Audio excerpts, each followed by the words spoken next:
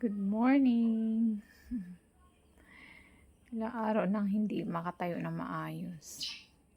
Kasi masakit talaga.